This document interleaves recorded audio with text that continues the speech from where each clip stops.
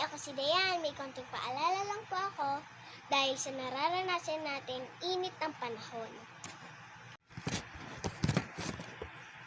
Unang-una ay kumain tayo para hindi tayo makaramdam ng gutom at sakit ng ulo dahil sa init ng panahon.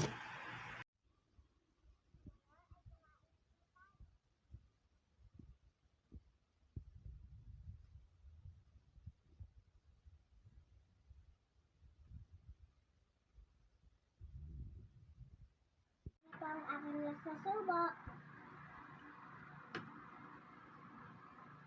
At syempre, uminom tayo ng tubig.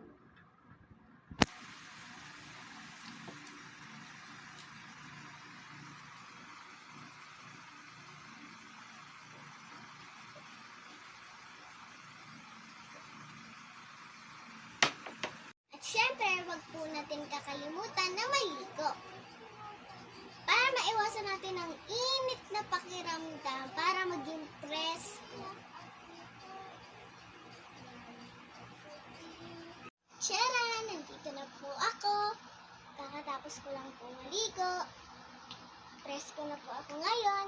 Sa mga lalabas po dyan, huwag kalimutan magdala ng bimpo at payong. Ito na po ang bimpo at ang payong. Para po maiwasan ang init ng panahon ngayon.